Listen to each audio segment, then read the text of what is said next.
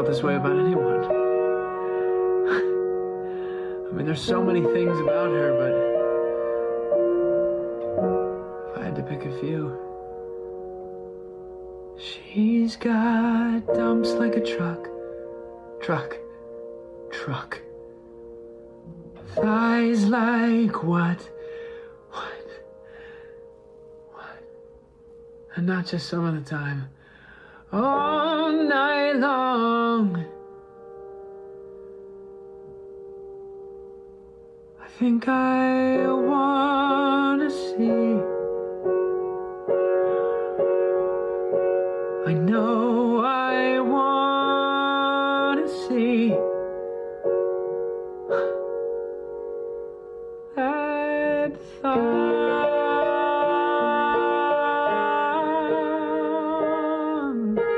That thong.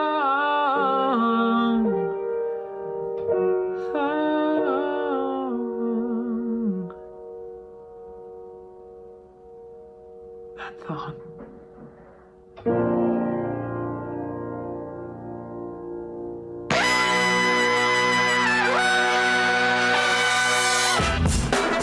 Good morning, sweet world, and welcome to the No Dunks Drop Podcast on the Athletic Network. It's Friday, June 30th, 2023. Happy NBA Free Agency Day.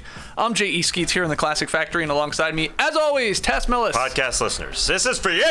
Next to him, it's the bearded one, my Top Shot hot boy, Trey Kirby. Hey-o. Hey-yo. Oh, we're hot. And last but not least, over yonder, making the magic happen, the apprentice, Eshua Kid. How y'all doing? There he is. And here we are. Shout out to the stream team joining us live right now on YouTube. Hit the like button. Come on, do it. Make sure you subscribe to No Dunks as well. Get your No Dunks merch over at nodunks.com. That is the convenient, short, little URL you got to hit up to get all your No Dunks merch. Your hoodies, your t-shirts, your mugs, your hats, and your tank tops. Oh, those beach stepping tank tops flying off the shelves. So go grab one. And this is fun. Basically a week from today, next Saturday, in Las Vegas, we got an NBA Summer League meet and greet. Saturday, July 8th at 4 p.m. local time in Vegas. It's the Athletic NBA show. It's No Dunks. It's you, hopefully, kicking it with us just for a little meet and greet at the MGM Sportsbook at the MGM Grand. Excited? I can't wait. You want to shake this hand? Too bad you're getting my right hand. Yeah, I was going to say. Yeah, I'm not going any lefty shakes here. I don't know why I put that one up, but I apparently need to practice. Yeah, well, next couple of weeks. Let's see here. You're busy. Oh, my bad. Whoa. All right, I don't know. Buckled. All right, that right hand just buckled. Got a week to figure it out. Oh, your two hands are going to be occupied. You're going to be shaking hands from people from the Athletic NBA. Cool. All right, so Saturday, July 8th, 4 p.m. Vegas time, MGM Sportsbook at the MGM Grand. All right, we got to get into it, though. We'll talk about the new CBA. We'll have some rapid-fire fun. But, man, bit of a bomb yesterday getting dropped. James Harden opting in to his $35.6 million deal for next season in order for the 10-time All-Star and the Philadelphia 76ers to work together on a trade. Yeah, that's right. James Harden has once again requested a trade. According to Shams, the Clippers and the Heat are expected to emerge as suitors for the beard. So before we get into the actual trade packages, what the hell's going on here? What went wrong in what feels like the last 48 hours? It was like, oh, yeah, he's probably going to, either opt in, I guess, stay with Philadelphia, or maybe obviously opt out and come to a new agreement with Philadelphia. And in the end here, Tass, no. He's opting in and saying, trade me, Daryl Morey. What? Well, Philly wasn't giving him what he wanted. He was angry that he wasn't getting a long-term deal. He thought last year he was taking a pay cut to 12 months in the future, get a good deal. And kudos to the Sixers for not giving it to him. They could have easily just stayed status quo. Oh, this team gets bounced in the second round. We're not going to maximize Joel Embiid's future. But they didn't. They made the hard choice, I think, by not giving him a long-term deal. They could have easily just said, here, 40 per. Here you go, James Harden. But we're not a championship team. They had a golden opportunity in round 2. They were up 3-2 on the Boston Celtics. They lost. So why go forward with that team? Even if you just take James Harden off the team without the trade package coming back, I think it's a little palate cleanser. It's a refresher. You have Tyrese Maxey that needs to be used more. And that would just be different to go along with Nick Nurse, who may have a hand in this, being that he doesn't like the James Harden type style here. But I think kudos to the Sixers and Daryl Morey, who is a James Harden believer and lover forever. They're trying to maximize Embiid's window right here, right now. And by not giving it to Harden, obviously he said, screw that. I'm pissed. Yeah. I'm out. Right, because, and you said it, Tass, Harden took a pretty significant pay cut nearly a year ago. He declined his $47.4 million player option with Philly to sign a 1+1 deal in which he would be paid $33 million for the 2022-23 season, which we just had. And there was a widespread belief that it was the old scratching of the backs. You know, we saw Morey and Harden embracing, hugging on the tarmac.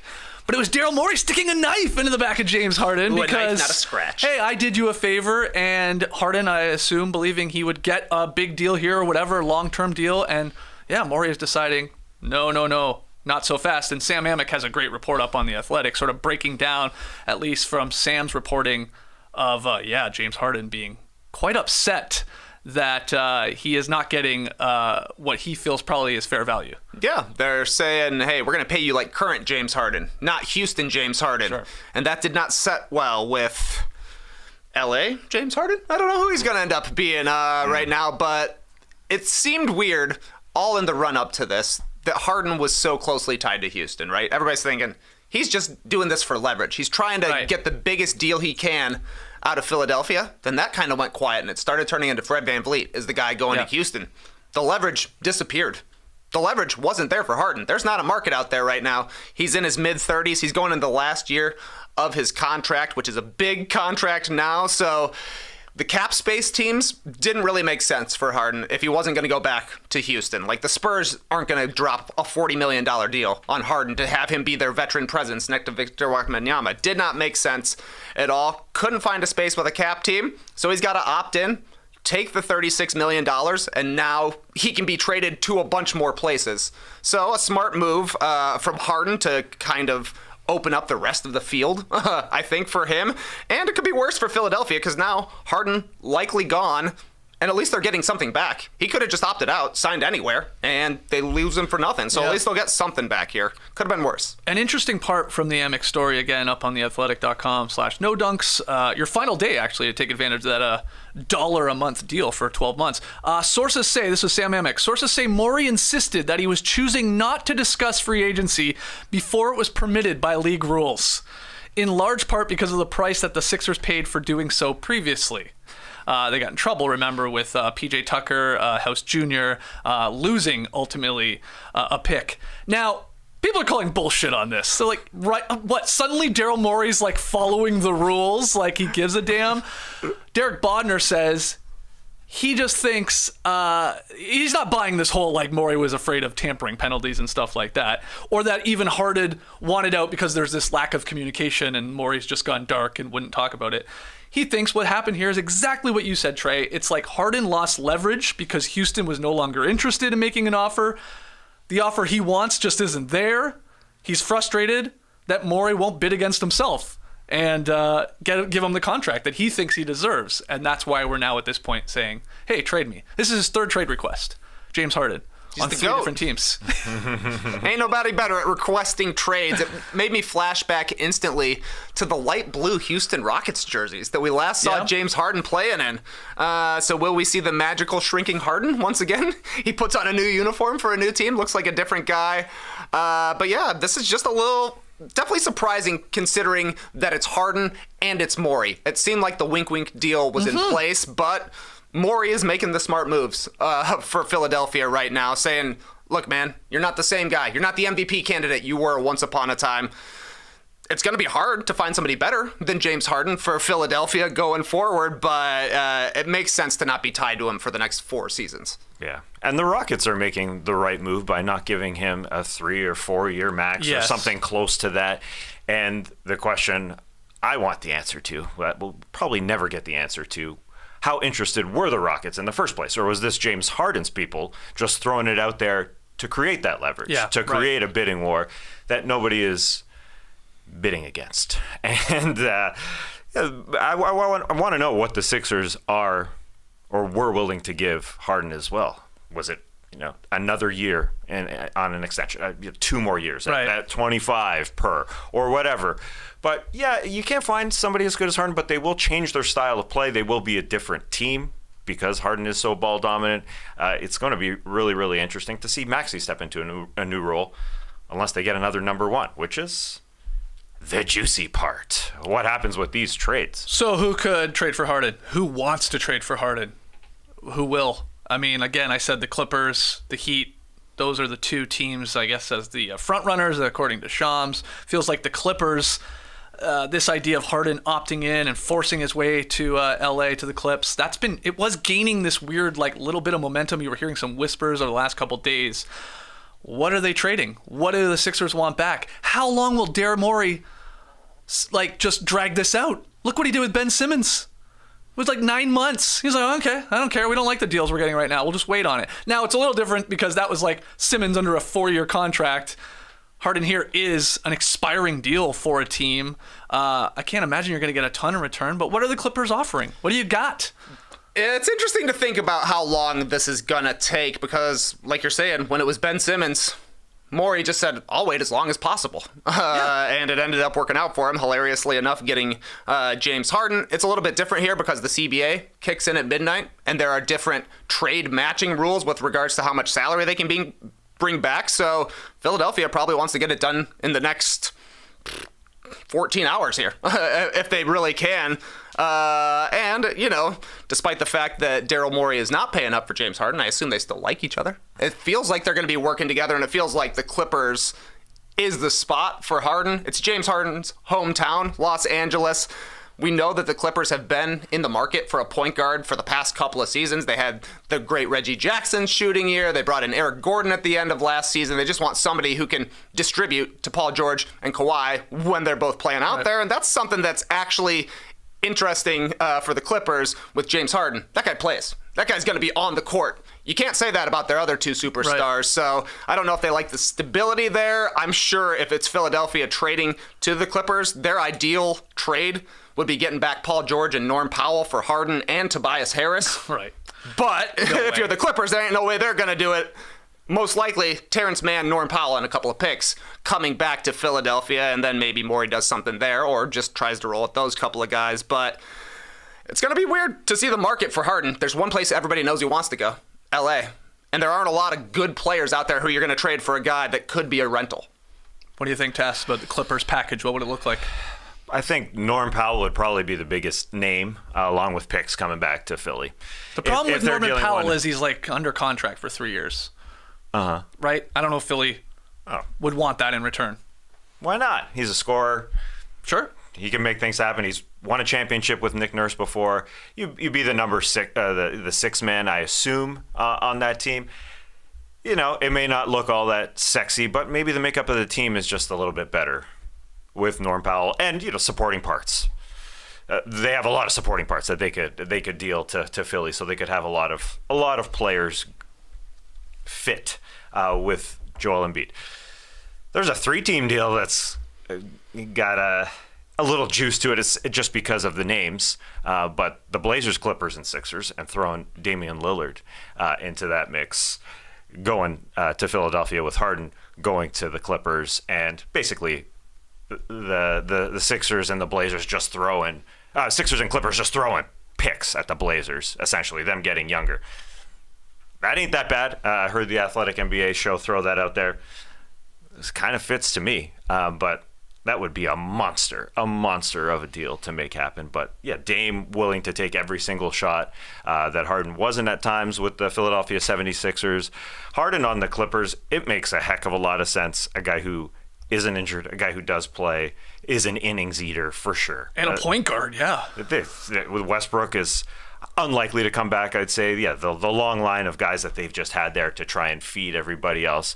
And if Joe Cronin and the Blazers actually do bite the bullet and say, it's time to go scoot Shaedon Sharpe in the future, it makes sense. I hesitate saying it, letting it come out of my mouth, because it's just almost too big to happen. But I could see that working out, because the Clippers along with the Sixers combining their picks to throw at the Blazers, could make them happy enough. If you just look at the Clippers and Sixers making a deal for James Harden, Norman Powell, Marcus Morris Sr., their contracts add up to $35 million. So that would basically work. Now, that doesn't feel like enough. Morris expiring, that's probably good. From Philadelphia's side of things, I said there, Norman Powell, 3 years left, though you think he's a solid player. A lot of people do. Yeah, he led the league in points per game off the bench this year. And he's a great three-point shooter. They could use some of that. Clippers also have Robert Covington, Batum. They make around, $11 to $12 million. They could be included in some sort of deal. They're expiring deals. I think the holdup will be Terrence Mann, to me. It's like the Sixers I could see really wanting a guy like that. He's just beginning, a 2-year, $22 million contract here. So really affordable. He's not as young as you might think. I always think like Terrence Mann is like 22, 23. He's not. He's like 27, I believe. But he's good. I think the Clippers are going to want to keep him, though, because they have before. So they're going to try and make this deal with Powell, Morris, sure, maybe a Covington, maybe a Batum in here for James Harden.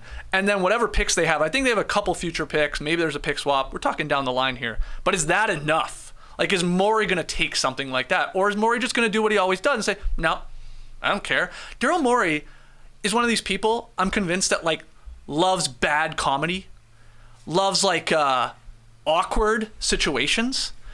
Some people hate that. Like, some people can't even watch the Office UK version because it makes them like, ugh, it's cringy, it's uncomfortable. Morey loves it. I think he revels in it. He must go to bad, like, stand-up comedian shows all the time just to see people bomb. I think he gets off on it. Mm-hmm. He loves living in in that uncomfortable sort of aura. He's a big Broadway guy, so you're totally right. Yeah, there you go.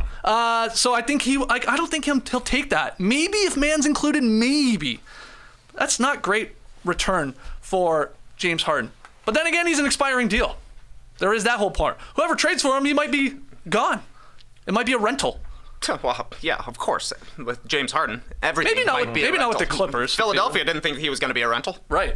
And guess what? He was. So, yeah, that's your risk if you sign him to a long deal, but he can't even negotiate an extension this season because he can only do this 1 year, and then we're talking next year. If I'm the Clippers, I don't think Terrence Mann would be the hang-up for me. Okay. I agree with you. He probably is, and that'll be the last part of negotiations, but it's a little like when the Lakers would not trade Talen Horton-Tucker for anything, and then they finally did, and it's like, okay, that's fine. Yeah. He's your best young player. If you think that the Harden thing is going to work, if the Clippers do, then I would come up off of Terrence Mann there. Sure. So Terrence Mann, some sort of expiring contract in that $10 to $20 million range. So like Morris, maybe Batum, whatever. Maybe more young talent, whatever. Boston Jr., Bones Highland, he actually is young. And then some whatever trade picks and swaps you can do.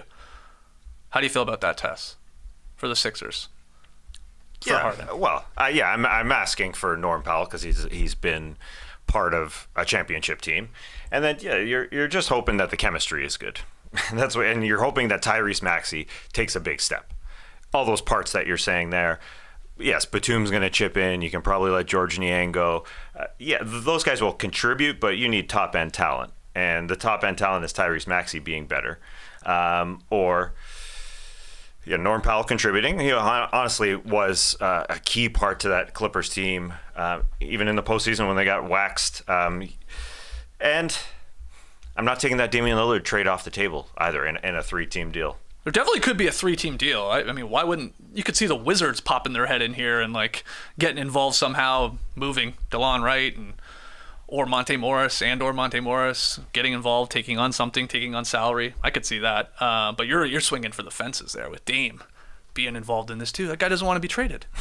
He's the opposite of James Harden. James Harden shows up, he's like, trade me. Damian Lillard does the opposite. He never waits too long. Never. You were talking about like sort of, I don't want to put words in your mouth, but you like guys were saying like for Morey, good. Harden, you're not like a 4-year, $40 million guy anymore. No, I'm not giving you that. I agree. But there are some ramifications possibly to this, right? And I'm talking about Joel Embiid. He's gone. Yeah. That was my first reaction when I saw that James Harden requested a trade. Future Heat, Joel Embiid, it's on the table. And that's why I think that the offers specifically for Harden aren't going to be that great. Because if you're looking at that team and you're saying, one star's leaving, they don't know how they're going to replace him, what does that mean for the other guy? You'd rather have the other guy. like the Knicks, they have been pretty hesitant to make a huge trade here, and there have been multiple players that have come available, Donovan Mitchell included. You go in with everything for Joel Embiid. You don't do it for James Harden, which is what we're going to see in the next couple of weeks here, if it even lasts that long, because I kind of don't think Morey is in a position where he can just say, fine, we're going to make it awkward. We're going to have our second highest paid player. We're getting absolutely nothing from that slot. Again? In a season where Joel Embiid just came off of the MVP? Bad stuff for Philadelphia. What do you think about the Embiid factor of it all? Well, the trickle-down effect? I think Morey gets this deal done likely before the new CBA kicks in, because you can take on more money and it would limit him how much he can do 24 hours from now even. So he's got the most wiggle room right now. This isn't the Ben Simmons scenario where nobody wanted him, and he's got to beat other teams to the punch. Like if there is a deal with the Miami Heat, he's got to beat other teams to the punch. So I think we're going to see a deal here. Joel Embiid, they can replenish this team in 12 months around Joel Embiid again. So I don't think it's necessarily that Joel Embiid is gone. But what do I know? I thought the Nets would be a scenario where no one would request a trade, and they all did. And they're all gone. Do you think the Knicks would be interested in trying to get Harden cheap here with the Evan Fournier contract? You know, maybe one of their young guys in a Quickly or a Grimes or a Toppin. I guess maybe an RJ Barrett, though you're getting up to another level there. Josh Hart, he opted into the last season of his deal.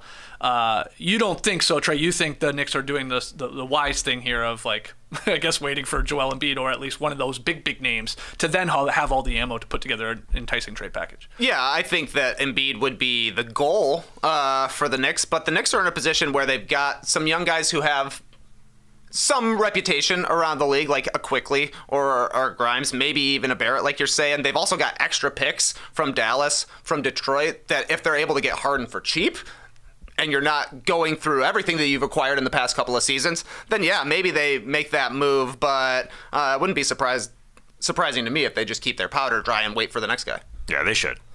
Yeah, Harden and Brunson is not a good as mix as Harden, Paul George, and Kawhi. Right. I don't think.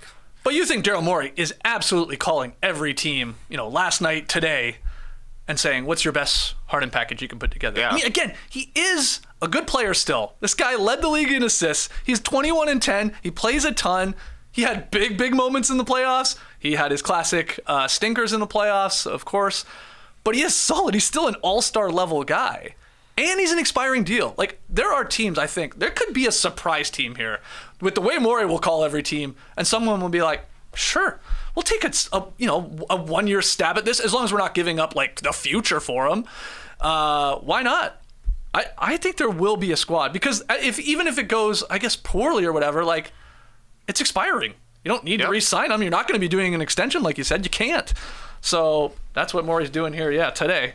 He's calling every single team. Can you do better than Terrence Mann, Marcus Morris, and a pick or whatever the Clippers are trying to dangle at me? I guess Tyler Hero is in the mix, as usual, as well for the Miami Heat. So there are players out there that are better than Terrence Mann and Tyler Hero. If some team wants to come over the top, I've seen people suggest perhaps Zach LaVine from the Chicago Bulls, a young guy next to Embiid, would fit really nicely alongside him, and that's a couple of teams that have been in trade talks definitely in the past. Yeah, I don't know. No, I wouldn't totally be against it. I'd be ordering me a Harden 13 jersey like an absolute clown. Let's talk about the Bulls, unless you guys have anything else on Harden, or we just wait at this point until he gets traded. Well, it's got to be a team that's on the precipice of winning, right? I don't think it's a Bulls team. I think it's got to be a team that's right there. If you're getting a guy who's going to be 34 next season and bounces around a lot and is going to request a trade from your team potentially. I am other than the Clippers, the Heat definitely makes sense. I am curious what they would be willing to offer, because it seemed like the deal for Bradley Beal that they had on the table was a couple players and a couple picks, whether it was Lowry Robinson, Hero Robinson, and a couple first-round picks. Now that's Beal under contract for a long time. Mm-hmm. This is Harden for 1 year potentially, but a guy that doesn't really fit Heat culture. But would they be willing to play with him to get him a ring? I don't know. I don't think there's that many suitors, really. Okay. Well, let's talk about the Bulls a little bit more. The Bulls and center Nikola Vučević agreed to a contract extension. Franchise announced this on Wednesday. 3 years, $60 million, TK. Vucci, baby. Staying with the Bulls for now. There we go. What are your thoughts on this? Some people were very upset. What? They're running it back. Vooch for $20 million. Are you kidding me? And others are saying, well, what else were they going to do? What camp are you in? What else were they going to do? And also, who are they bidding against? So it's kind of both, but I mean, $20 million a year for a starting center, that ain't crazy. And like you're saying, Vooch is still tradable. They retained the salary slot. And if they weren't going to bring back Vooch and they had to go bargain basement shopping, you're talking about Christian Wood or Plumlee or the promising Dwight Powell. You're downgrading, absolutely. I don't necessarily love that the last year the deal is fully guaranteed. Would have been fine if that was a team option or a partial guaranteed there, but the Bulls can still make moves, which is fine. There are ways that they can improve the team and change the team. Like we're talking about this Harden thing. Trading LaVine would basically be a salary dump, and you're resetting the books for the 2024 summer. But I don't know. I thought John Hollinger was kind of right on things. He's like, yeah, this looks like a crazy deal. It's a high price, but it doesn't really limit the Bulls optionality-wise. So, fine by me. And, I'll just be tearing my hair out watching this guy for the next 3 seasons. Yeah, Vooch, baby. And some people were wondering, you slipped it in there, why did they do this? Why wouldn't they just wait till free agency and see if Vooch could be retained for less? Like, what was the market for this guy? The counter to that is he is immediately tradable on the extension. He wouldn't have been as a free agent. So, yeah, there is that possibility because Vučević's contract, it can be traded in July because unlike most extensions, his salary did not increase by more than 5%. That's a little loophole there. What did you think about the Bulls keeping Vooch? Well, maybe hanging around the Denver Nuggets during the finals rubbed off on him. Maybe he's going to be a championship type player. For who? The Bulls? I love it. Preach, championship preach. type player. Oh, okay. Bringing the attitude it takes to win in this league. Well, it's an average salary for a starting center, so okay, yeah, that's fine. You can trade him, okay, that's totally fine. He played all 82 games last year. Wow. What other Best center ability. were they even going to get? Let's say he goes. Who? You're not going to probably have enough. I don't think you would have had enough for Brook Lopez. And then what? It's like Mason Plumlee, Christian Wood, Mason Plumlee, Dwight Powell, and I mean Pirtle, I guess, is like does he sort stay? of available, but maybe not. Probably would be just as expensive as Vooch, so it's fine. Yeah, it's just fine. Yeah, that's fine. It's the Nikola Vučević of contracts. Yeah. It's fine. Yeah, and it could turn into somebody else because it is tradable because they made the right move of making it happen right now before July 1st. So it's willing. They were willing to sign it for him to play there, but they're also willing to include him in a package. So what's next for this team here? Big fine. Obviously, DeRozan has 1 year, $29 million left. LaVine, he's on his long-term deal, 4 years, $178 million. Are they going to just go, hey, one more time, Vooch, Zach LaVine, DeMar DeRozan? We got a great trio here. We got 3 All-Stars. Yeah. Yeah, that's what they're going to do. They're going to run it back. They don't have to. What they should do is trade DeMar DeRozan. This has been Arturas Karnisovas's best move, bringing in this guy. Like you're saying, he's now eligible for an extension. His contract is expiring. You can double down on this being your best move by rehabilitating DeRozan's trade value across the league, getting 2 great seasons out of him, and then bringing back some assets that were lost in the Vučević trade. So I would continue to gauge the market on LaVine. A trade doesn't totally seem likely right now. There are just better players available. I would be looking to move DeRozan. And then, of course, fielding offers for Caruso. Like, he might get a first-round pick back. He's that good of a perimeter defender. A team might be interested in Vooch come the trade deadline. Right. I think we just need a big to kind of help there. But more than likely, they're just going to sign Ayo Dosunmu, Kobe White, and then try and find another point guard out there, and George Niang. George Niang might be a Bull. Oh, my God. They need some shooting, man. Get the minivan in there. So you would like your team to, basically start over, if you could. In a perfect world, you would be one of the worst teams sort of in the league? Well, in a perfect world, we'd have time travel, and we'd go back to 2017 and not trade Jimmy Butler. That would be in a perfect world, but I don't love the idea of just running it back with this exact same big three. It's just not very inspiring. Well, and especially, like you said, if they retain those free agents, Io, Kobe, Patrick Beverley, like, they're coming close to the luxury tax for a team that was under 500 if they are just this squad here. And there's the unfortunate no Lonzo Ball, and he's going to miss the entire season and all that. But that's a lot of money to pay for a team that can't even get to 500. That's brutal. So we'll see. We'll see what the trade market is for any of those guys, all three of those guys, because like we said, Vučević could be moved. Would you have liked this move better, just letting Vučević go and potentially trading Caruso and Pat Williams that I threw out there for DeAndre Ayton? Basically another version of Nikola Vučević. It's the other non-screen setter flipper. It's a no for me, dog. Yeah. Just not a DeAndre Ayton fan. I mean, I mean, if they had picks they could include as well, then yeah. But I think you can do better than just Ayton for those guys. We'll see. Yeah. If there's Caruso, I assume is going to be dealt at some point because he was in rumors last year. But this is a wait and see. They just kept their options open, really. But if they run it back, that would be disappointing to see the Bulls just same thing. I like how you're always saying the Bulls are back. Now it's just the Bulls are running it back. Bulls are running it back. It's the running it back of the Bulls. Yeah, that's right. You mentioned it earlier, though, Tass. Yeah. Brook Lopez, he's better than Vučević. Absolutely. So he should get more than 3 years and $60 million. He should. Which is expensive for the Milwaukee Bucks. But they got to bring him back. They cannot let Brook Lopez just walk. They won't be able to replace him very easily. And we saw how much of a difference Brook made to their defense comparing the 23 season to the 22 season. So I'm kind of interested to see that. I mean, if he's getting $20 million a season, Vučević is, then Lopez should at least be looking for that, more like 25 to 30, I would think. And that makes for quite the hefty bill for Milwaukee. For sure. The Kings are keeping their guy, too. Kings forward Harrison Barnes has agreed to a 3-year, $54 million contract extension. The deal keeps Barnes out of unrestricted free agency and obviously secures one of Sacramento's most dependable performers. He's always good for 15 points and some good three-point shooting and decent defense, and he's a vet and all that. This leaves the Kings with roughly $17 million in cap space for other pursuits. But, takes him out of the running for, any sort of, Kuzma, we thought maybe. Probably Grant Williams. I doubt he would be going there to this team now that they've keeping Harrison Barnes. Were you shocked by this at all, Tass, that they came to a contract extension with Harry Bow? Well, as outsiders, we want movement. We want Kuzma there. We want to see some action. Jeremy Grant was a rumor. Draymond Green, the big rumor. They stayed steady. There's something to be said for that. It's a lot of continuity. This team played a lot together.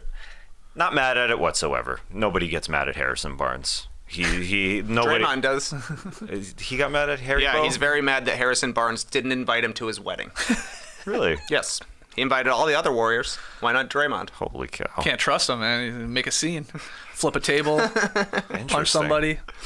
I don't blame Harrison Barnes. That was a risk he could not take.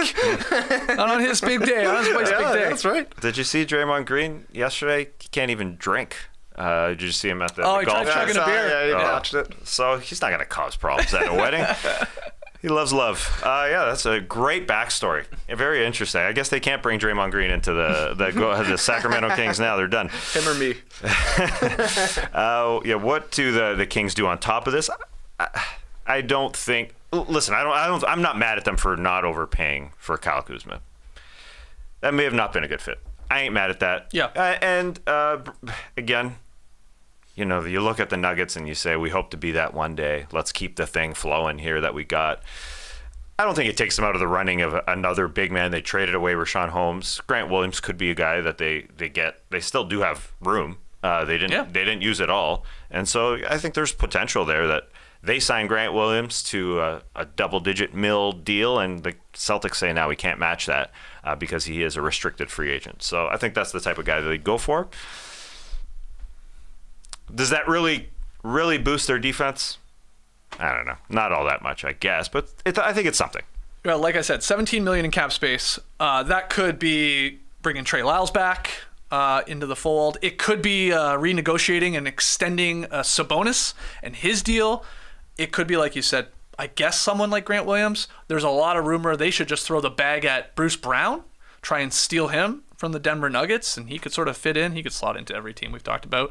I don't know how likely that is, but yeah, there's some wiggle room here for the Kings, and they decided to, I guess, not throw a big deal at either Draymond, if you ever believed he was leaving Golden State, or a Kuzma or something like that, and just bring back Harrison Barnes, steady Harry, and still have some Steady Harry. still have some room to operate with, because I don't think they're done. I don't think they should be. I think this is they're not smart. done, Skeets. We actually have some semi-breaking Sacramento Kings news here from Shams Charania over at The Athletic. The Indiana Pacers are nearing a trade, sending guard Chris Duarte to the Sacramento Kings for draft compensation. Okay. Duarte, gonna be a king.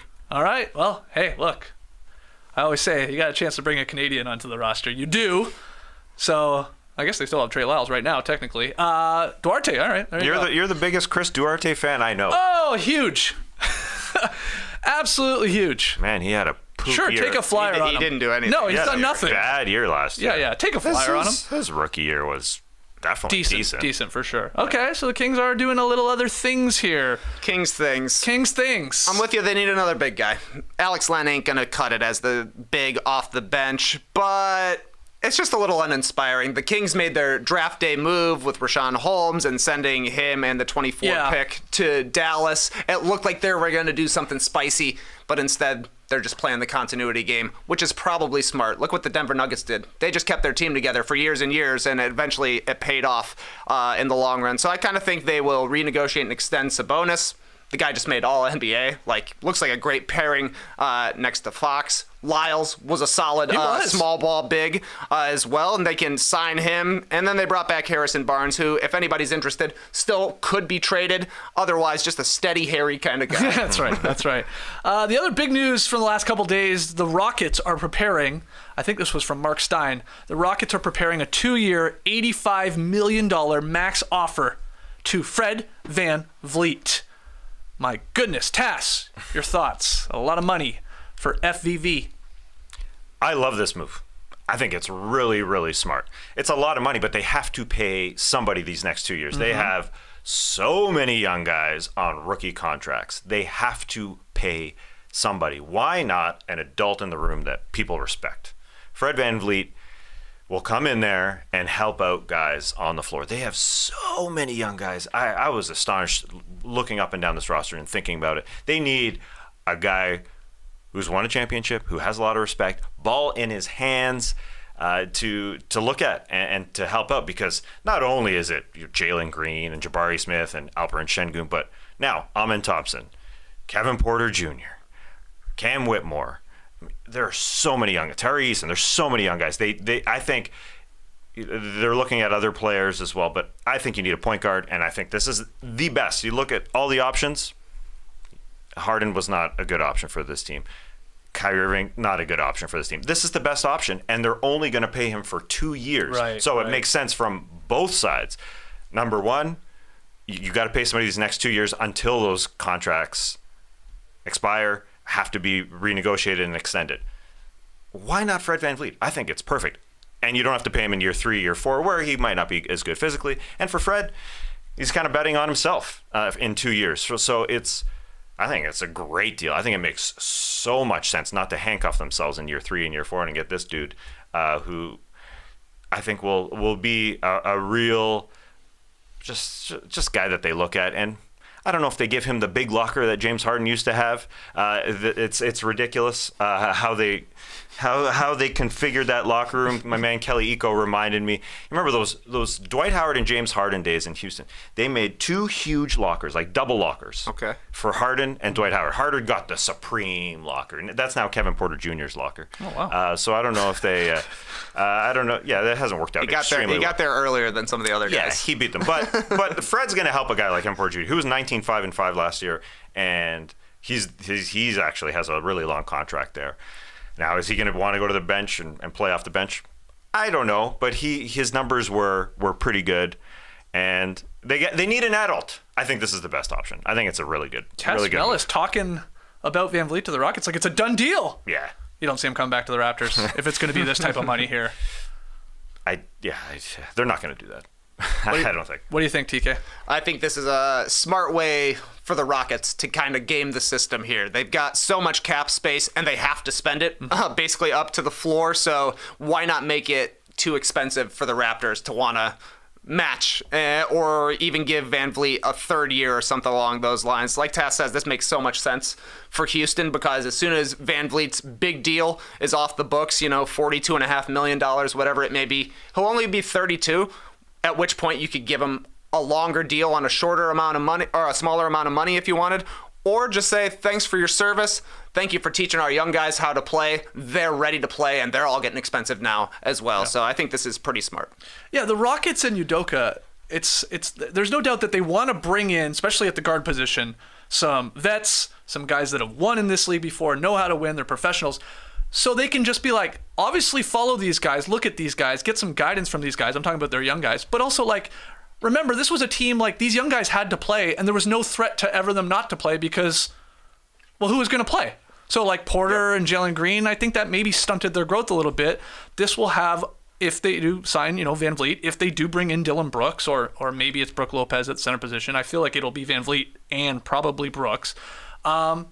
That's like, okay, now you have to earn your minutes because they're going to like stars, and you got to play defense and obviously play team ball here to earn your opportunity, and that makes sense. I think it can like drag these guys up, these young guys on the Rockets up a little bit. I like this. This is a really smart contract proposal from the Rockets. That 2 years, like people are gonna go nuts when they find out VanVleet is potentially making like $40 million plus. Like people are gonna be like, what? But for 2 years, still in his prime, and we know what he can do, it works for them. They're one of the rare teams this makes sense to throw a huge deal like that at him, a max deal for 2 years.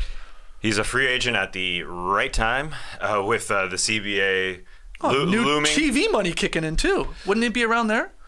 What do you mean? Oh. Well, isn't that in like 2025, 26? So if he were to sign a 2-year deal, then VanVleet could be playing this perfectly, him and his agents. Right. And the Rockets are as well, because maybe you don't want to pay Fred VanVleet year 33, year 34 at $40 million.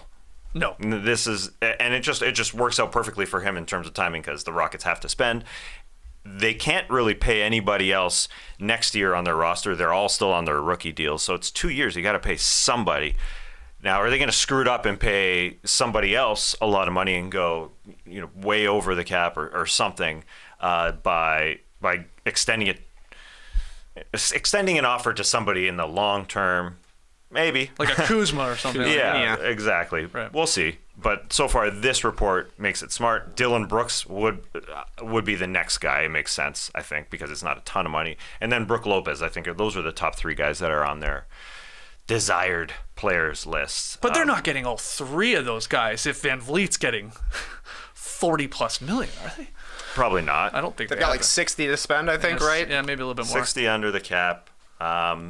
Yeah, you can sneak in at 12. Maybe Dylan takes 12. Yeah, that would find. Yeah. Yeah, you can find a way to get all 3, I guess. But I assume Brooks going back to Milwaukee, probably taking a bit of a discount because of what Chris Middleton just did. He does the same. So, yeah, he's getting around Vuce money, I imagine. Let me hit you with some other things here. Just quickly, you can talk about all of them or none of them if you want. Reports that Kyrie Irving is going to meet with the Suns. Yeah. Once free agency begins. This is amazing. Yeah. Why you loving that? It's just does anybody see any leverage around here? I'm going to Phoenix. I'm gonna see if they got any leverage down there. So they can pay me the vet minimum. I'll do it. I'll leave. I want him to do it so bad. Oh man. I would love it. I would love if Kyrie went and joined some whatever super team, whatever you want to call it, for the vets minimum. We threw it out there that he'd be the kind of guy to think about retirement. Would he be the kind of guy to want to play with Beal and Book? That would be so weird. A backcourt of those 3 guys. Yeah. Who's going to play? Yeah, okay. sounds like a leverage. Yeah, that's the thing. Nobody has to play every night. If you got a lot of superstars, we can all rest. He could be screwing the Mavs here by doing this too, though. Like by dragging it out, I think it would have been favorable for them to like come to an agreement with Kyrie right away to then like move on, start thinking about their MLEs and stuff like that. I actually think he's screwing them here if he drags this out and takes all these meetings and stuff like that. Someone don't quote me on that, but I'm pretty sure it does hurt them a little bit. The Pacers are targeting Max Strus for a 3-year, $48 million contract. That was a report yesterday. Any thoughts? I mean, the Pacers were like linked to Harrison Barnes for a long time, and so there is now this one here, Strus. I think they're going to be linked to a lot of mid-level free agents right now. They've got some money to spend. They've got a great backcourt going right now. They've got Miles Turner is back in their front court. They got Jarris Walker now, so there's still holes to be filled. They don't have a very deep team, so all these guys who are kind of in the middle, like 16 mil for Max Strus, that looks crazy, but what a glow up for him. Somebody told me that he looks like Nick Kroll. I was like, whoa. I used to think he looked like Taz Mellis. But now every time I look at him, I'm like blue-eyed Nick Kroll for sure. That's tough. But yeah, I can. It's like, who else have the Pacers been linked to? Definitely Grant Williams. Yep. Harrison Barnes was in the mix before, so there are a lot of these mid-level guys that are going to at least be using the Pacers for that sweet leverage. And now they're trading Chris Duarte, so they could use another shooter. Max contract Strus. That's a lot of money for Strus, but he does the things you need in the NBA, that's for sure. And so the huge glow up. That's a great term for it. Great for him. 4 years just bouncing around minimums, less than minimums. He helped the Heat backcourt, and so I guess this is a case where they're trying to sort of overpay and get a guy they want. The Lakers were working the books there yesterday. I believe they waived Mo Bamba. What did they do with Malik Beasley? Somebody remind me. I guess they just didn't pick up his option. Yeah. So they did a lot of this, people think, because they're very interested in Nuggets forward Bruce Brown. Trying to open up enough money to sort of go over the top of what we know the Nuggets can offer him. They're in a bit of a pickle there, Denver is, unless they can convince him to come back to the championship team and then obviously make a renegotiation and extension in the future. But Lakers being interested in Bruce Brown, any thoughts? They should be. He'd be an excellent player alongside LeBron and AD as another ball handler, another guy who can defend, crash the glass, just make plays in transition. Bruce Brown would fit so many places, and he's going to have basically his choice of where he wants to go, because there's going to be a lot of teams that are going to be able to offer the same mid-level extension to him. Maybe another team decides to go over the top. That could have been the Kings. They decided not to, obviously. But Bruce Brown, I guess people are still talking about he could go back to Denver, because there is a big difference in the amounts he would get. $7.8 million, $12.4 to $12.8 million. That's a $5 million gap for a guy that hasn't made a ton of money yet in his career. But if he decides, I'm just going to postpone it for 1 year, try and get another ring and do the Bobby Portis thing, it's reasonable, but he's just going to have to make a big pros and cons list, because there's going to be a lot of teams who want this guy. Right. Yeah, he could fit anywhere. And so the Lakers would be so happy getting him. What does Bruce want? What's on the pros? What does Bruce want? What does Bruce need? And the Clippers are not guaranteeing Eric Gordon's $21 million deal next season. Just to go back to them, full circle here, starting with them and those James Harden rumors, but Eric Gordon, not guaranteed. So they declined on that $21 million. Not a surprise, I don't think. No, that would have been a big number to pay Eric Gordon, and obviously didn't Windhorse report that they saved like $100 million or something like that in luxury tax? A team will take a chance on Eric Gordon. He'll be a helpful guy to a contender, just like the Clippers thought he was going to be this year. Yeah, and he was. I mean, he was very, very useful on their team. Final breaking news here. Apparently ESPN has let go of Jeff Van Gundy. Yeah. Their top NBA analyst, JVG. This is from The Post, saying that he's been let go. Jalen Rose as well. Really? Yes. They're just revamping their ESPN broadcast? What's going on? High-profile layoffs, according to the New York Post. My goodness. So, Jeff Van Gundy on the market. Which team will make a play for him? Where does he fit? How do you feel about Jeff Van Gundy running the point for the Raptors next year, Tass? We've seen his ball skills. I guess I'd rather have Stan, if I'm being honest. He's got the handles. Have we seen Jeff Van Gundy's I thought ball there was skills? always a clip that were shown of him like playing high school ball. Maybe it's a photo. There's definitely a photo. It's a photo. What is it, like Nazareth? They didn't have cameras. Yeah, that's Nazareth right. High School or whatever. That's burned into my brain. Also, Stan Van's the one with the bop, bop, bop, bop. The bop, bop, bop, bop. The bop, bop, bop, bop. So, I'd rather have Doris first. Raptors wish list at the point guard when it comes to ESPN analysts. Doris at 1, Stan Van 2, Jeff Van Gundy 3. Where do I fall? You're taking all these people over the NBA players who've been retired for like 2 or 3 seasons. A JJ Redick. I mean, he wasn't a point guard. That's right. Richard Jefferson, not a point guard. Jalen Rose sort of could handle it. Maybe Jalen. Bring him back to Toronto. yeah. America. Somebody watch Devin Booker score 81 on us. You want me to just throw you some random slops here? Sure. Just some random slops I am seeing. This one's from Florida Sports Buzz. The Heat and Cavs have discussed a sign-and trade involving Max Strus. Okay. Decent slop. I mean, look, that's a player I could see Cleveland. Yep. They've been dying for a small forward. Yeah. Gabe Vincent didn't show any interest in Miami's latest contract offer. Vincent's return is looking less likely unless the Heat raises its offer. Okay, yeah. And there's a lot of talk about him. If the Raptors are to lose Fred VanVleet, then maybe they scoop Gabe and we have a Gabe and Gary backcourt. No Gabe Morency, but a Gabe Vincent. Oh, man, we need to go get Cam Reddish so we get Gabe and Cam back together in Toronto Raptors. That is a deep cut for you sickos out there. What else you got? Any more slop? More teams meeting with Bruce Brown. The Knicks, Rockets, Pacers, and Mavericks. Okay. The Clippers are not offering Paul George in any trade package for James Harden. Yeah, that makes sense. Don't even think about asking for it. And that looks like we are caught up with regard. Oh, the Houston Rockets are expecting to meet with Kyrie Irving. So. Oh, there, nice. Yeah. Nice. Okay. I think we're all caught up on slop so far. All right. And by the way, we are planning, if some fun stuff happens at 6 p.m. Eastern when free agency officially starts and we maybe start getting some legitimate news of player going to, stick with his team or go somewhere else, we might jump on tonight on StreamYard and do a little recap of the NBA free agency frenzy. So make sure you subscribed to No Dunks on YouTube and the podcast. Let's take a break.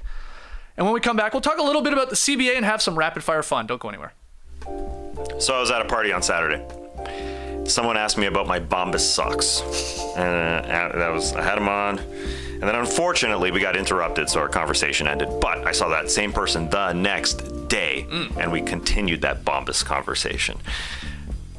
May have been flexing my calf while showing off my summer ankles as I wicked sweat with a Bombas performance sock, keeping cool, fashionable, and comfy. And they definitely weren't the same pair as the day before. No, ma'am, I changed them, and I definitely have a different pair of Bombas on now. Yeah, back to back Bombas. There's a little baseball reference for you. Back to back Jacks on 3 pitches this weekend. I saw that. Was that the score? It was like 24-1 or 25-1, whatever the score was. Yeah.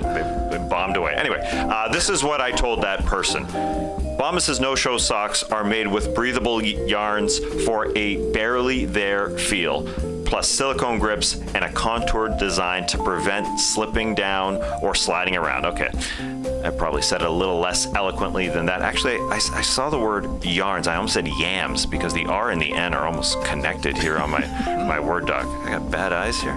Anyway, every item is seamless, tagless, and effortlessly soft. Bombas are the clothes you'll want to get dressed and move in every day. Socks, underwear, and t-shirts are the number 1, 2, and 3 most requested items in homeless shelters. That's why for every comfy item you purchase, Bombas donates another comfy item to someone in need.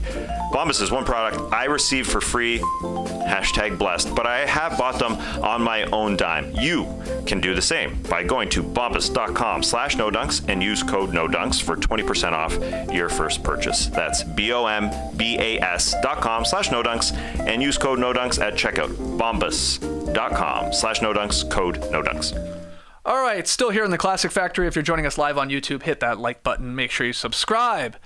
On Wednesday, the NBA and the Players Association, they announced that the final long-form version of the new collective bargaining agreement has been completed and signed. The 7-year CBA will take effect on July 1st, 2023.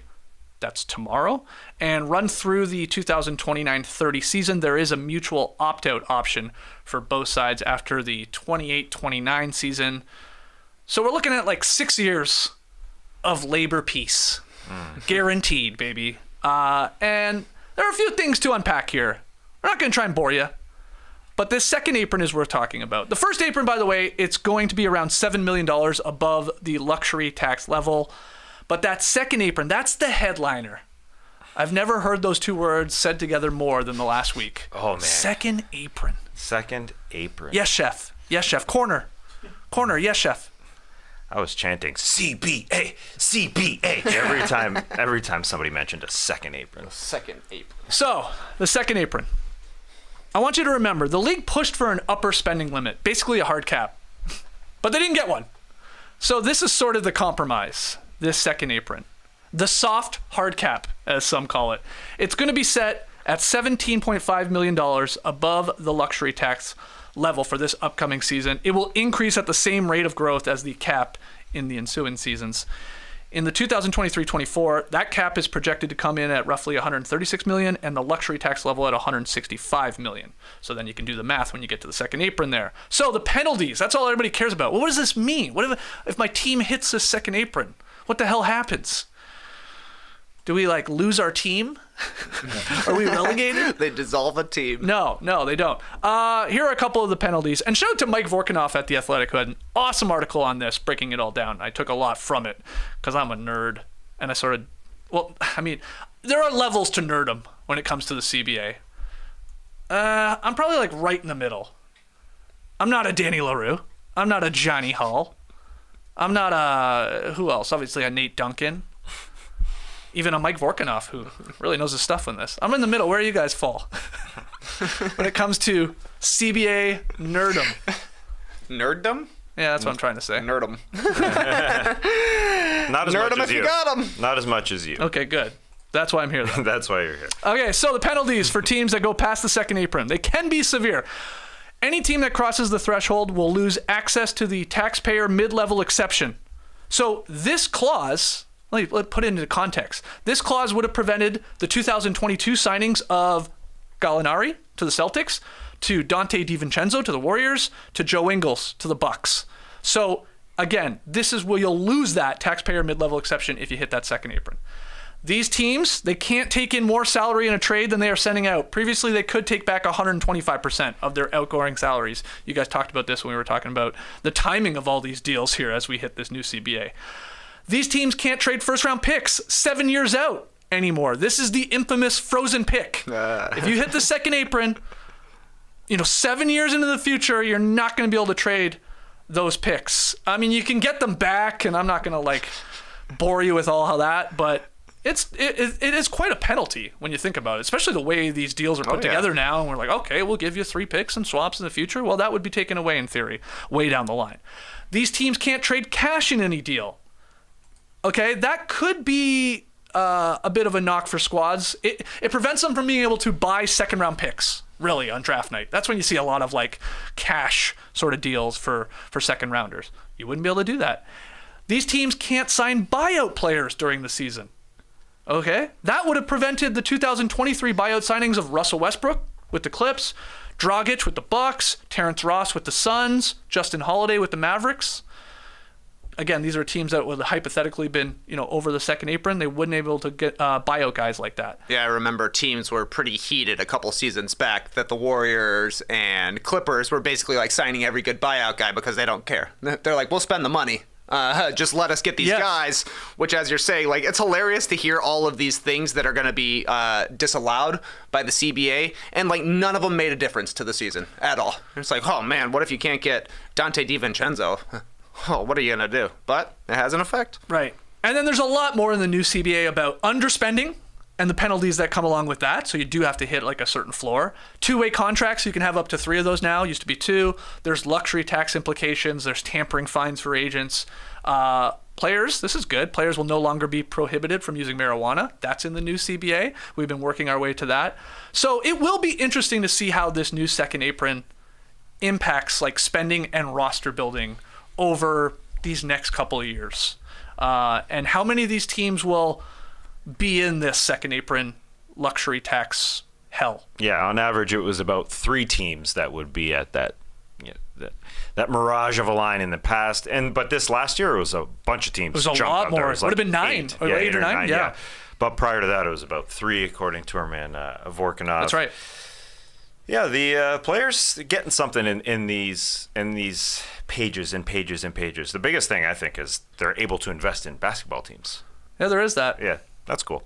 Cool for them being able to. The main thing they won, I think. Absolutely. Otherwise, you don't believe this was a strong CBA for the players. Well, I think it is because of all the investment stuff, and they're just going to be able to make a bigger total of money. The BRI has increased a lot, but like the signing rules and like the frozen pick stuff and trying to keep track of all that is going to be confusing, and there's definitely going to be guys in the middle who get squeezed and are taken a lot cheaper, but you got to make it back with those betting companies. I guess so. That's what a lot of people pushing back on this new CBA from the player side of things. Like this union, it felt like they went to bat for like the top 3% for the big name players, and it might hurt like a majority of the middle where they're actually going to lose money. We'll see how it plays out. I mean, it's one thing to say this. We got to see how these teams and these front offices actually approach this, but those penalties are severe. I mean, you can laugh at them and go, oh no, I can't trade my cash for a second round pick, but all of these little things, these machinations, like they add up. They obviously, these guys in the front office are smart.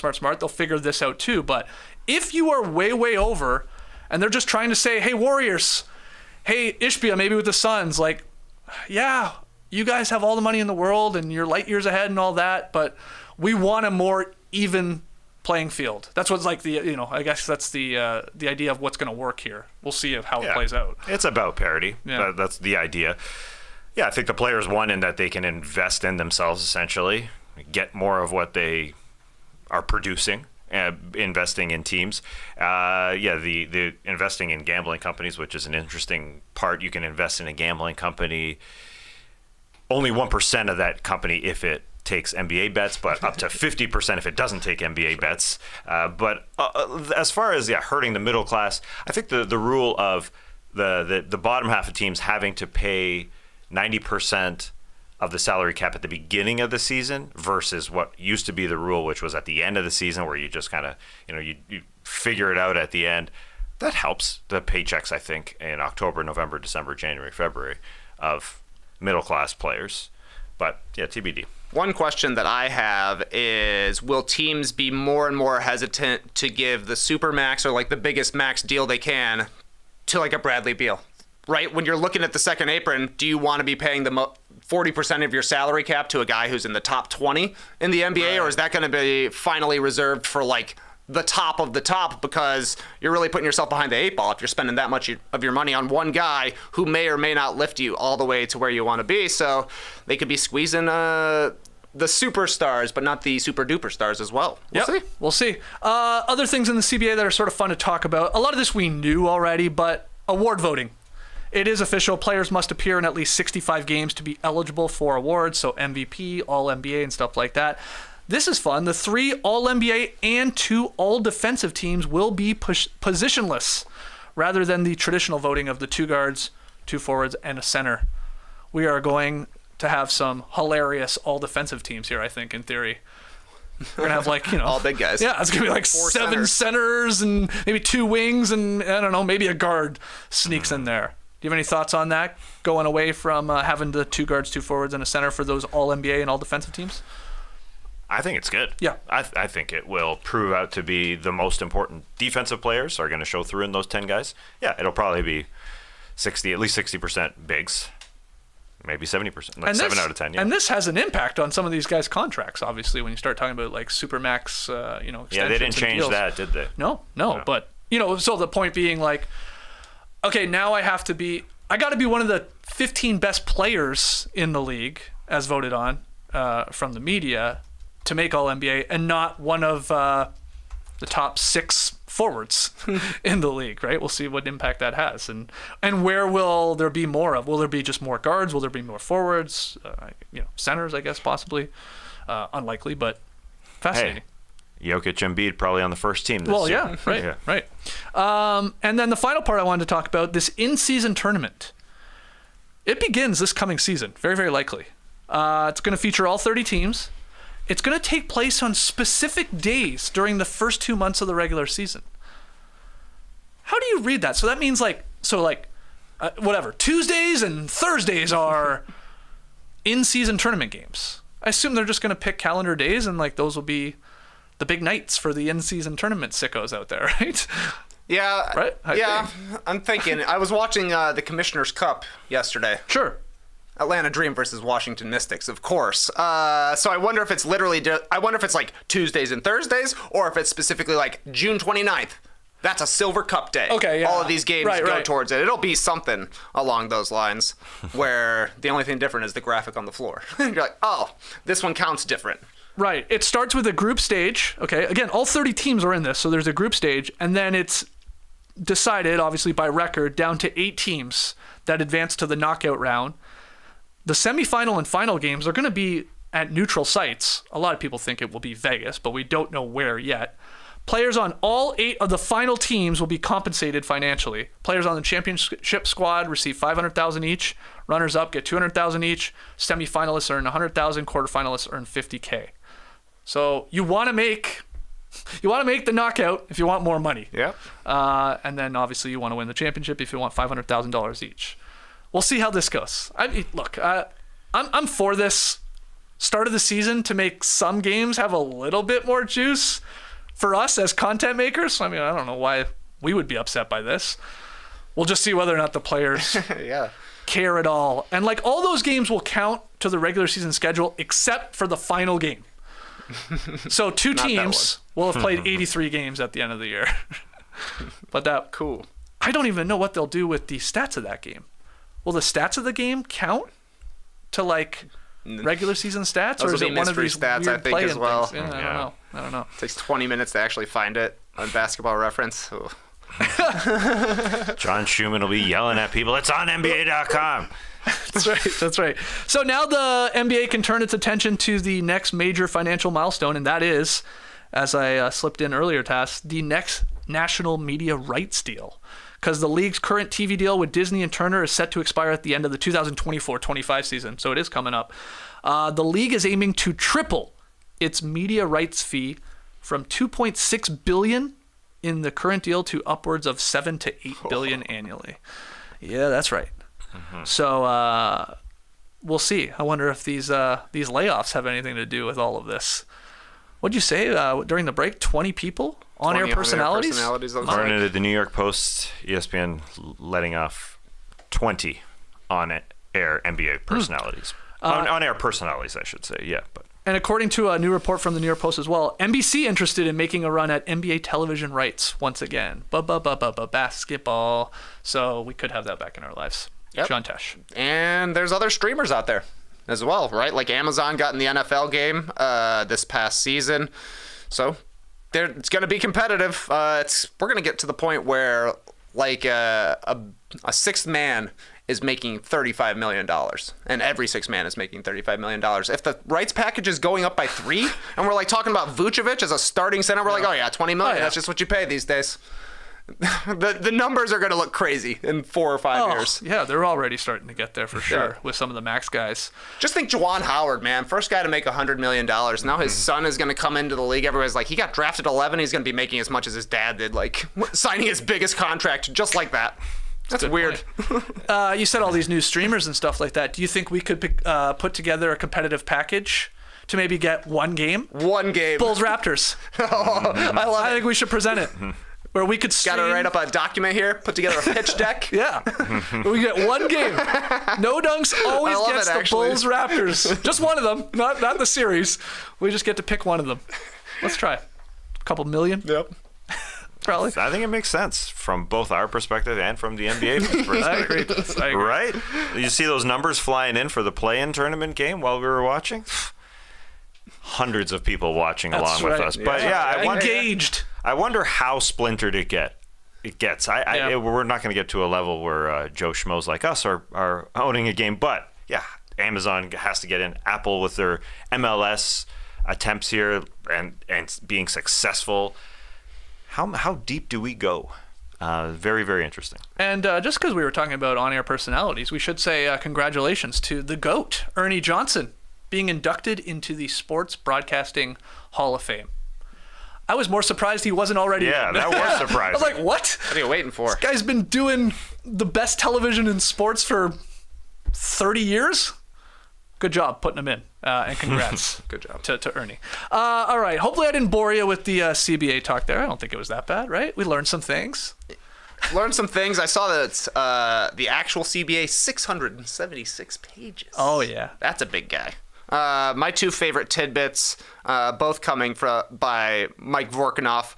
Number one, games on January 1st and Good Friday can't start before 6 p.m. local time. okay. Okay, great. They're like, we're going out on New Year's Eve, okay? Yeah. And Maundy Thursday, which is the day before Good Friday, Right. as everyone knows. Also, I love this. All NBA players, except for those on 2-way and 10-day contracts, will receive free access to NBA League Pass. See, that's where the union dropped the ball too. We talked about this earlier this week. Those are the guys that need it. Those are the guys that need two-way it. deal guys, the 10-day guys. They need the free league pass. How could you exclude them? That's how you become a good leader on your team. If you're Grant Williams, you're your team's rep. You go through it all. You get your league pass, and then you give it to J.D. Davison or some guy who's sitting on the bench. Use my code. Batman 4269 exclamation point. Is this password? Yeah. Oh, yeah, it probably is. That was in the old CBA too, apparently. Yeah. I know. So But no one knew until last week. No one knew. Now everybody knows that weird little thing, thanks to Amma and Thompson. Yeah. All right, let's wrap up this Drop podcast with some rapid fire fun. Trey's got the questions. Myself, Tess, and JD have the answers. Kansas City Chiefs star Travis Kelce recently told Pardon My Take that podcasting is, quote, the hardest effing job in the world. You're damn right. So true. As longtime podcasters who have done this back-breaking work for years and years, guys, what is the hardest part of podcasting, Skeets? I just like that we're finally getting the recognition we deserve, you know? It goes doctors, teachers, NBA podcasters. Not in that order, mind you, but all so important and the hardest working people in the biz. My answer to this, I guess just keeping it fresh. Like, let's be honest. We've done this for a long time. Okay, this is gonna blow your mind, guys. I don't even know if you guys know this, but we are nearly reaching our 1,000th podcast with The Athletic. Oh, yeah. This will be our third time hitting 1,000 podcasts Oh my God. as different iterations of this show. We did over 1,000 as the Basketball Jones, we did well over 1,000 as the Starters, and now we're nearing 1,000 as the Athletic. Wow. What? So keeping it fresh, man. That's a lot of podcasts coming in here day after day, trying our best to bring some energy, some creativity, because you're talking about a lot of the same things. But thankfully, this league never disappoints, so there's always something new. But that's my answer. Travis Kelce, you're the best, man. 1,000 podcasts, way harder than receiving 1,000 yards. Way harder. You way only harder. get one podcast per episode, but how many yards do you get per catch? Oh, that's a great point. Yeah. 8 to 12. On a good day. Yeah. Oh, no, I shouldn't have said it that way. On a bad day. Anyway, it is backbreaking work. A newbie in the game, Ash over there, during the commercial break, he was just stretching out his back because he was having some back problems over there. Ash, how many pods you been through, man? Like 71? Yeah. Max? Dude, I don't even know how many podcasts I've been on. I've been here for 6 months now, so yeah, I don't know. Well, hope your back holds up. Yeah. It's the grind. That's the grind is the hardest part, as Travis Kelce said. Right, JD? It's the work that we put in Oh, sure. off air. Sure, yeah. I mean, there's really actually nothing hard about this job. Like, people are This is the easiest fucking job in the world. 100% easiest job there is. It's not even really a job. So there's people listening to this who are actually doing work right now. So Suckers. yeah, exactly. So there's the answer is there's nothing hard about this job. I mean, I can't think of anything. I mean, there's. You're lying. You're What about lying the right consistency? Isn't You that work the your- hardest part? Yeah, JD Yeah. works his ass off, and look, we hear about it from time to time, as Yeah. we should. Yeah. Still a job. Here's the thing. I used to be a DJ in Greece. Again, not a real job.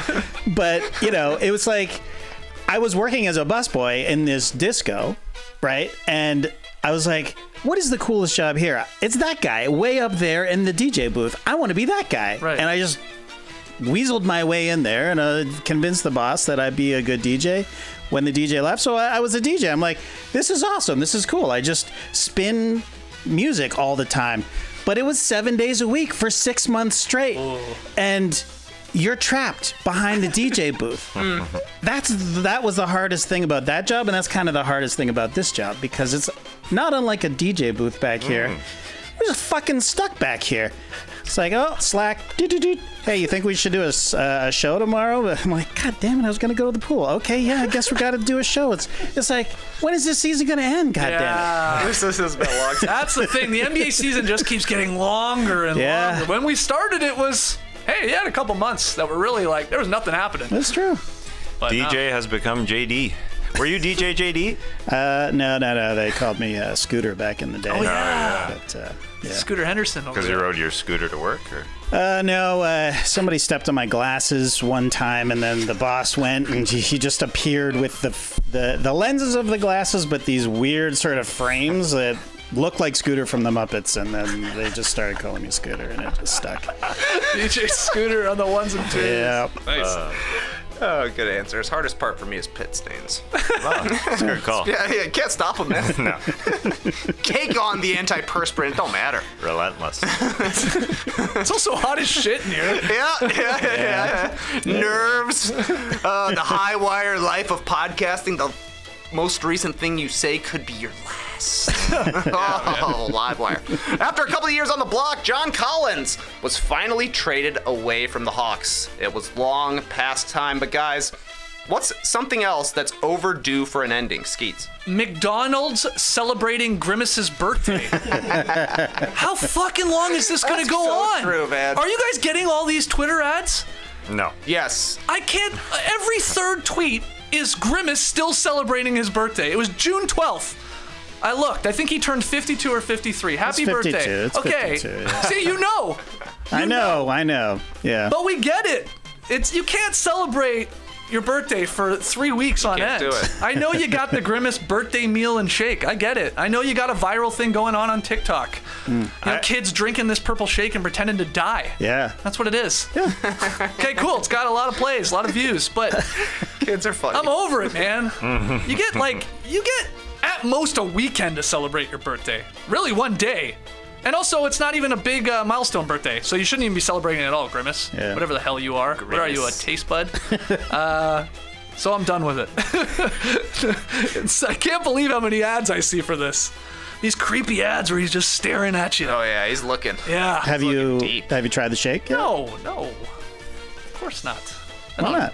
What is it? Berry? I'm sure it's berry flavored shake. I got no guess. interest in I that. don't want a grape shake. No. Yeah. You can't get it anyway because the shake machine's always broken. That's right. Toughest job, fixing the shake machine. This guy did quite the heel turn, though, Grimace. Because he used to be a bad guy. Did he? Yeah, he was stealing people's shakes. I thought that he was was a- sort of like the Hamburglar. No, he was but sort of for like shakes. it was like a 1-2, those two. But then he's like everybody loves him. He's a good guy. Face turn. Yeah, what did I say? Heel turn. Yeah, the opposite. Yeah. He'll go back. Oh, he'll It's definitely. all long time. New world order. Yeah, what do you think he's going to do next birthday? Kill the Hamburglar or Ronald. Yeah, maybe. The ultimate heel turn. Yeah, I see that ad all the time, but it's because I say not interested in an ad for every other ad. But I'm letting Grimace through. Oh, Yeah, I so don't it's my even- fault. Didn't even know It's I my had an fault. option. Maybe that's what. Yeah, it's like infiltrated into mine. I just it's wild. I'm seeing it on Instagram, Twitter, all the time. Happy Grimace, B-Day, happy man. birthday, Grimace. Yeah, get rid of those ads. You know why? Because they know you're at McDonald's every other day. How dare you? Oh, I'm just saying. Once a week tops. It's more than me. Skeetsy needs his nuggets on the way home from the classic. Yeah, Skeets, you might want to pick up a Grimace shake on the way I'm home. not. Get you a Grimace. It was nice to see that you could get nuggets part of the Grimace birthday meal. Didn't have to be a Big Mac. You could do nuggets. And fries and a shake, of course. Happy birthday to the big guy. All right. He's on board now. Go ahead, Tess. Happy birthday, Grimace. What's something that's overdue for an ending? My rapid fire answer. Yeah. Grey's Anatomy, still going. What? No, Wow. no. Oh yeah. It's still That's a going. good answer. 20 seasons. Wow. Just move on, Ellen Pompeo. Just go do something else. That's crazy because you guys went to tour the set in 2011 when we were in LA, and it felt like it was coming Right. to an end then. Yeah, well, we were on that's set of 'cause Grey's Anatomy? Didn't you guys Some go? people, we some were. people did. Yeah. No, I was there. I didn't know that's what the show was. I guess Yep. I think it forgot was about that. because we had I think he still listens to the show. He worked on the show. I don't know if he still works on the show. Andrew? I thought it was. Right. I thought so. Is it Andrew or R? James? Andrew R? No, Andrew does sound right to me. Yeah. Yeah, maybe it's because Sandra Oh was leaving. Maybe that's why we felt it was over. Yeah. No, she lasted 10 years, 10 seasons. Wow. Trey and I both have this great table up. It's a is grid. nice. It's a grid showing you the characters and how long they were on the season. Has anybody gone the Full full gamut. gamut? Yeah. Chandra Okay. Wilson, Yep. James Pickens Jr. These are their And real it looks names, like- or no, these no. are their character names? Miranda Bailey and Richard Weber would be the character names. Oh, Yeah. okay. And this is interesting here. Meredith Grey, namesake of Grey's Anatomy, Ellen yeah. Pompeo. Yeah. She's greened out through 19 seasons, but season 20, TBA. Oh boy. And You she- can't have Grey's Anatomy without Grey. It's because she left, guys. Do you watch this? Yeah. Really? Done? I watch it with my wife. Is it Oh, good? Yeah, it's okay. Yeah. It's just I watch it with Courtney, but this past season she left. She went to Boston, and then she still narrates the show, Yeah. but she's not on the show. She appeared like in the last 2 episodes. That was weird. it. Yeah. That's crazy. She said she's done. She said she's done. Oh, good. Good for her. She's but she still is an EP, I think, according Yes. to she still produces. She still it. produces the show. I just couldn't believe it. I couldn't believe it. Hey, she'll always be an EP. Ellen Pompeo. There's some Grey's Anatomy factoids for you. Tying it to basketball, I want the Knick to replace Grey's Anatomy. Oh, that was Yeah. a great It was show. an amazing show, but it was only 2 seasons. Yeah, right? where did that show go? Come on, Clive. Bring it back. I mean, no spoilers, but I don't know if Clive's coming back. Oh, did Yeah. he get canceled? Did he? No spoilers. Okay, no spoilers. Oh, Didn't even know that one. No It's spoilers. tough to keep up. JD, what's something else JD. that's overdue for an ending? Oh yeah. What was my answer? Oh yeah. TikTok. Filming yourself in a car, doing TikToks. Now, I get that it's like a more intimate thing, and it's a lot of people's is their only private spot Right. to do it, but. I suspect that more than half of those people are idling their cars, and you know how I feel about that. Oh, yeah. Oh, hates it. So get out of your cars. If you want to be an influencer, just build a studio in your garage like we did. And, Simple. it's just, it's simple. It's easy. So stop TikToking in your cars. It's got to end. Even if they turn off the car? If you turn off the car, that's fine. But I know that some of them are not. I can hear it. Going. And I don't like it. I don't like it. Your TikTok is not worth the pollution. That's all. That's for sure. That's very true. It's another thing that could end. Overdue for an ending. Climate change would be great.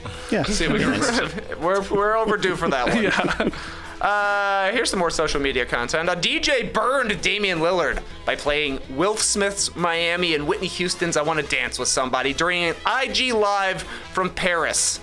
These are both good songs. But what's a song that's on your summer playlist, Skeets? I like the girls that do drugs. That's from my man Trey Kirby. Girls banger. by The That's a Dare. Great song. Catchy song. Love that one. I would include this one, which I think came out like 7 or 8 months ago.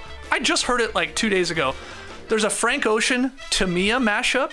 Have you heard that of Frank Ocean's Nights with So Into You? From Tamia, Canadian Tamia, which I'm pretty sure is like a Commodore sample, but anyway, it's on SoundCloud. Great summer song. Great Frank summer Ocean song. Nights with So Into You from Tamia. Oh, it's a banger. I think it's called Nights 90s version. Look up that. And then the final one, just because I watched The Bear. Every time I get in my car, I even pulled up alongside Trey Kirby the other day, blasting it. New Noise by The Refused, which is that song that they play in The Bear anytime it's cooking time, and it's gonna get really antsy, and it's a punk song, and it's got a great start to that one. So New Noise. Those 3 songs are on the summer playlist right now. What do you got? SoundCloud, still going. Yeah. As long as Grey's Anatomy, I guess. Still kicking it. I just got one. You got to treat every day in the summer like a Friday.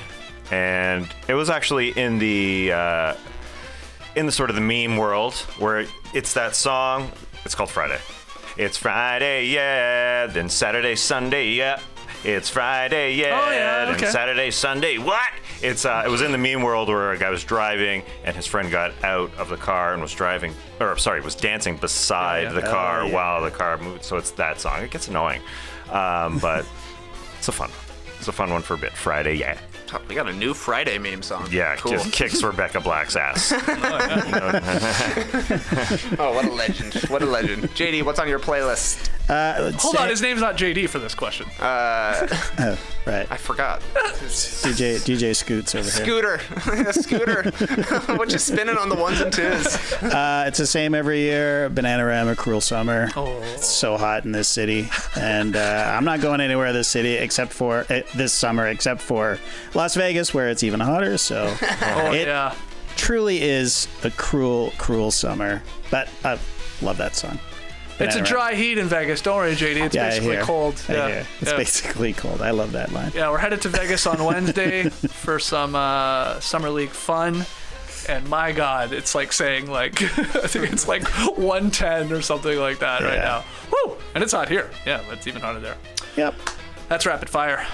Those are some song recommendations for your summer playlist. Thanks for joining us here. Like I said, we will very likely be back tonight. We'll probably jump in the StreamYard to recap some of the, hopefully some of the big signings and news and maybe even trades from tonight's official start to NBA free agency. So make sure you subscribe. I don't know what time we're going live. I don't even know if we are. We got to wait and see what happens. But it would be, 6, 7, 8 o'clock tonight here on Friday. So subscribe to the podcast either on YouTube or wherever you download and listen to us.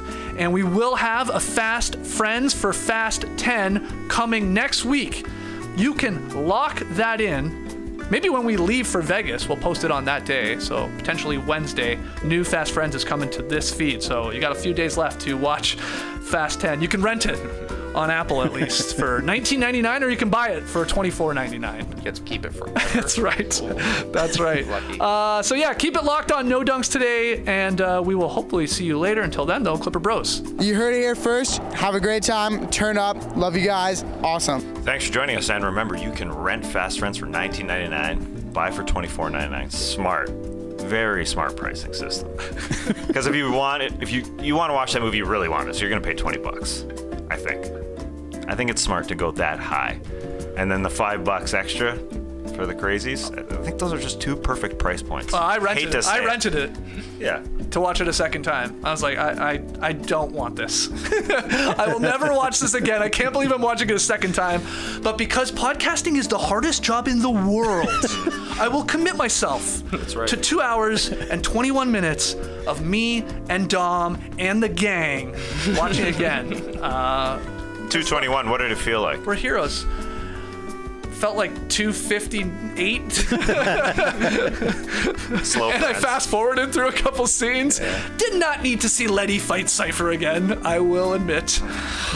Didn't need to. Yeah. I was like, I know what happens. I'm with you. Yeah, that one I went. Anyway, we'll see you guys later. Brace the day, people.